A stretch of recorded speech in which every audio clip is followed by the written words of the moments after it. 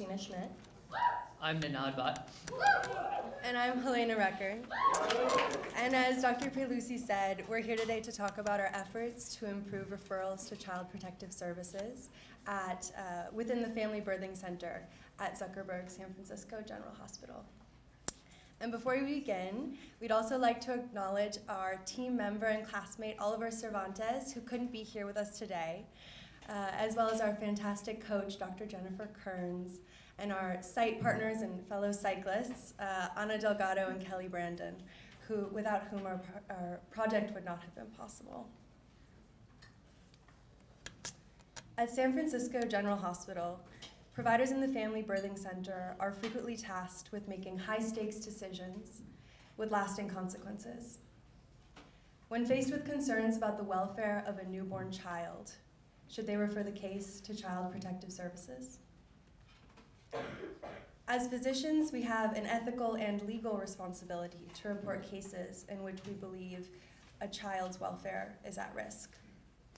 At CSFG, concerns referred to Child Protective Services after delivery are followed up with a detailed investigation by CPS that can ultimately culminate in the permanent separation of a child from their family.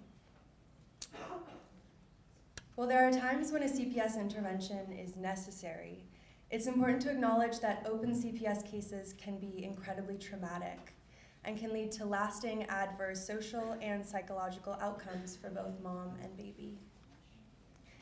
And because of this, it's essential that our decisions to make a CPS referral are fully informed, requiring team communication between providers in the inpatient, outpatient, and community setting. Secondly, it's important that there is clear documentation of the underlying rationale for every CPS referral.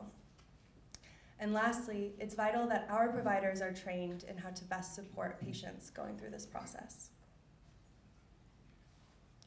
We were called into the Family Birthing Center in order to help address provider sentiment that the current referral system was inadequate. This desire for change at the department level was only heightened by recent data that showed widespread racial disparities in CPS within San Francisco. More specifically, Black children in San Francisco County are removed from their families at a rate that is 3.6 times higher than that of their white counterparts. And so the goal of our project was to help address just some of the many glaring holes in this system. Given this background,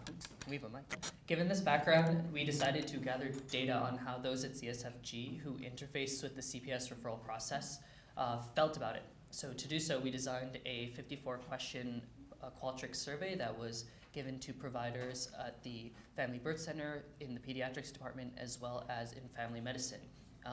And from those 15 questions we asked them, we wanted to highlight a few important statistics. Firstly, 61% of those we surveyed did not know the underlying reason for most of the CPS referrals. And by underlying reason, we're referring to the reason why providers initially felt that CPS needed to be called in for this family or this child.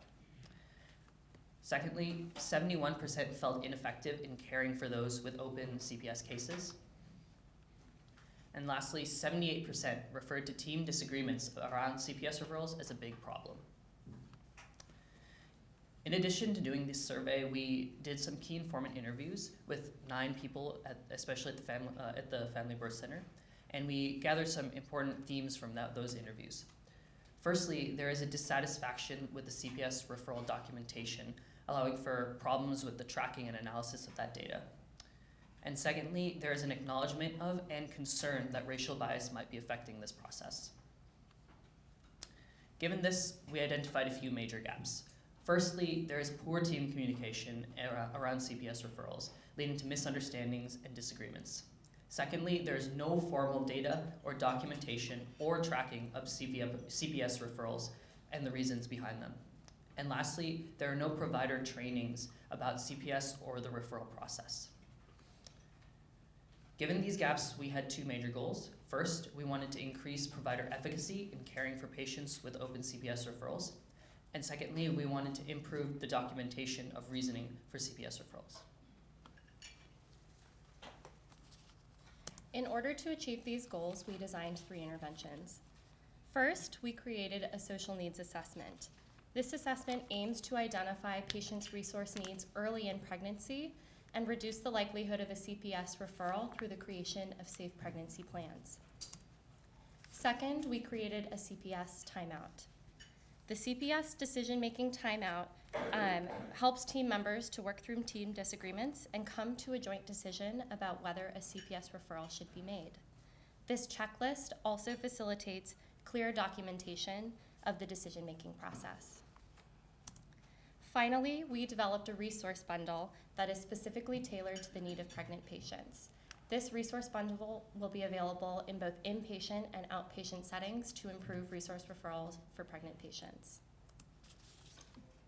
As we presented our data and our proposed interventions to different departments, an increasing number of stakeholders became interested in improving the CPS process. This unexpected energy resulted in dozens of inpatient, outpatient, and community stakeholders coming together to form the Plan of Safe Care Collaborative this past June. The Plan of Safe Care Collaborative is now working across care silos to create a more robust system for patients at risk of CPS referrals and extends beyond the walls of ZSFG. Throughout the course of this project, we learned a few important lessons. The first is that data are persuasive. In our project, the data that we collected were integral to the mobilization of stakeholders and ultimately the formation of the Plan of Safe Care Collaborative. Second, we learned that local momentum can trigger widespread change. Over the course year and a half, our project expanded far beyond what we could have ever possibly imagined. Ultimately, we hope that this momentum carries this work forward and results in more holistic changes to the CPS referral process. Thank you.